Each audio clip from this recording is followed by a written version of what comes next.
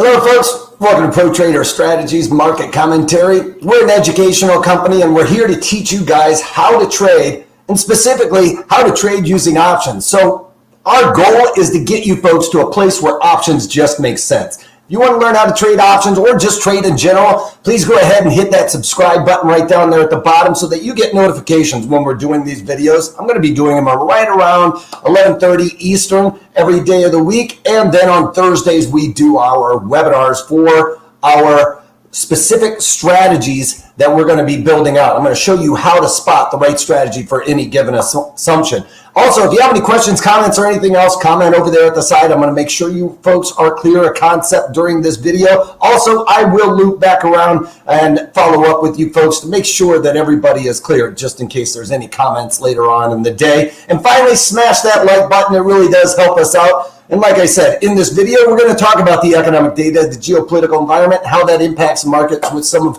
my market analysis. And I'm Eric Wilkinson. You very well may recognize me from mainstream media. So let's get on with the economic data. And across the pond, we got Great Britain's asset facility purchases votes. And basically, they all said to keep it in line. One person said that they should decrease the asset purchases. So their camp is basically the same as ours, where we are going to continue to purchase assets. And then the official bank rate of Great Britain came in unchanged at basically 0.10%.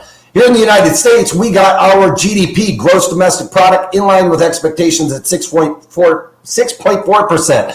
Unemployment claims, folks, 411,000. That's higher than the 382,000 expected there. So we're still seeing people looking for unemployment claims, despite the fact that we have record job openings here across the board. And then last month's number was also revised higher. So people continuing to look for unemployment claims rather than a job, it seems like. All right, durable goods orders. Now, if we strip out airplanes, which is a bit surprising because I thought I saw a lot of airplanes purchases coming down the pipe there. But anyway, this number waned. It came in at 0.3%. It was supposed to be 0.8%. They did revise last month's number up quite nicely by 0.7%. So almost, 3/4 of a full percentage point. That makes up for that headline number there. Then we got the durable goods orders. You're adding in those airplanes. It didn't make up for that deficit we saw in core durable goods, coming in at 2.3%, expected to be 2.9. That's what I was talking about. The core durable goods, you strip that out, that number, those airplanes out, that number is pretty low. And the reason why that number is stripped out is because it's more volatile. What happens is people buy like 10 planes at a given time. So it's not very consistent, if you will. Wholesale inventories, a build, 1.1%, expected to be 0.8%. And then we got final GDP prices in line with expectations. So not really seeing a spike there. And then finally, natural gas storage is at 55 billion cubic feet, slightly lower than the estimated 64 billion cubic feet. I don't think that that's due to demand. I think that's due to supply constraints there on the natural gas storages. And then we also had Fed governors speaking. All right. Let's get on with the markets. We can see crude oil here starting to climb a little bit. Yesterday, I was almost sure we were starting to look at a top here. XOP, some of the other energy-related stocks and or ETFs are showing some weakness here. So I might have a nice swing trade for you today, this afternoon, in that webinar where we'll build from a simple concept to real-life examples in these videos. And that is probably going to be the sector I'm going to be concerned about. Tech was going to be one of those, but man, tech is just blasting off to the upside, leading the charge today. Bonds pretty much unchanged. They aren't really going anywhere. They're pretty transparent that they are not going to be raising interest rates. We do have Ballard, who is a bit of a hawk right now, but remember, he's not a voting member right now, so he's just kind of spouting off. Next year, though, 2022, he will be a member, so that's why people are giving a little bit more credence to what he's doing there.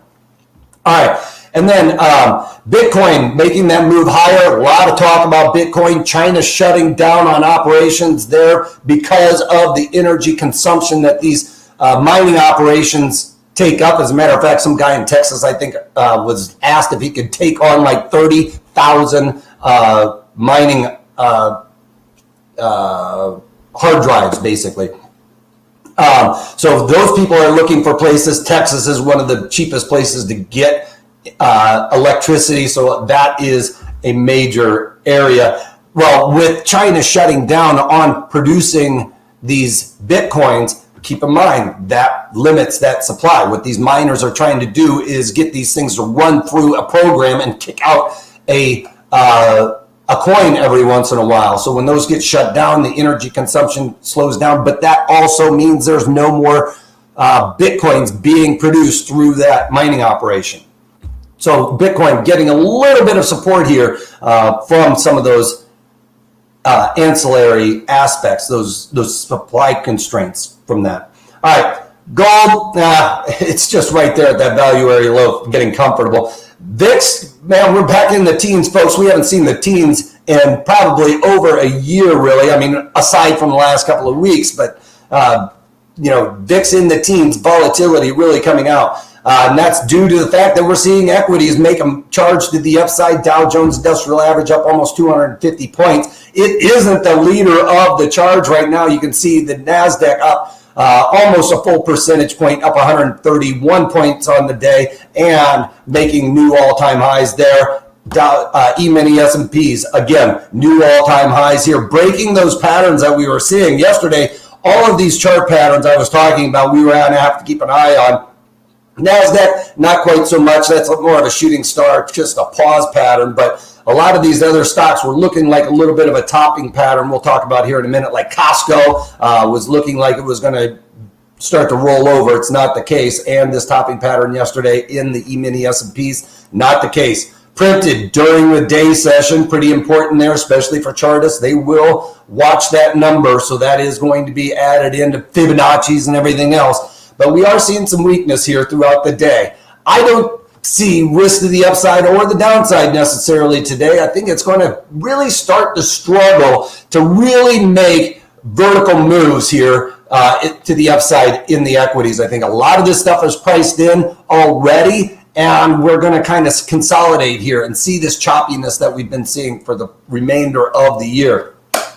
But with that said, we are able to get out of a couple of trades today. Well, at least this trade. And this was in DraftKings. If you guys remember on the fallout here, we broke below the 50-day simple moving average. I decided to get involved in this trade. We got the volatility spike. I had volatility coming into this market as people were buying protection or for whatever reason.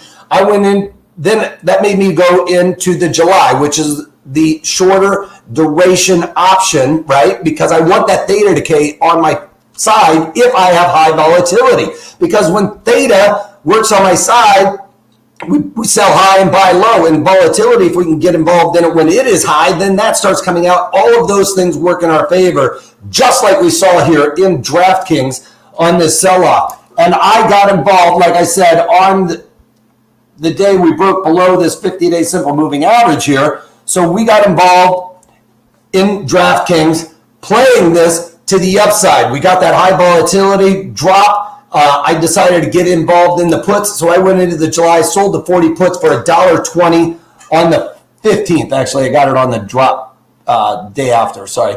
Now we've gotten my directional move correctly. That's a bullish move when you're selling puts, right? I'm selling basically cash secured puts saying, hey, I'd be willing to buy this underlying at around $40. When you sell puts, that gives you, or that means you have the obligation to buy at that strike price if the owner of that or the purchaser says, hey, I want you to take my stock at this price.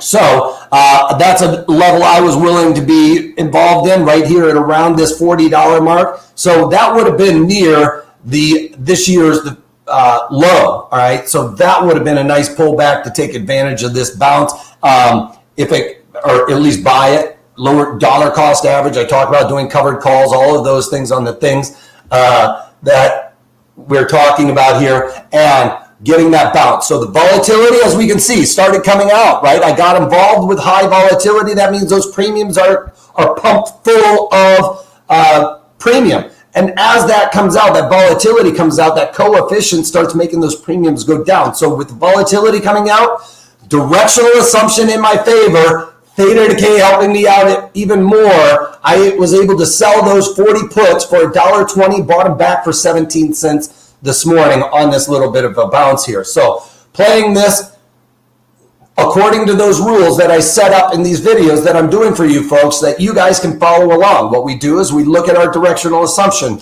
I had a bullish directional assumption here. I look at the volatility to see, all right, do I need to be buying options or selling options? Because if they're expensive, I want to be selling them. In this case, they look pretty expensive, so I was able to collect a nice big premium and get further away from where that underlying is currently trading when we have that high volatility.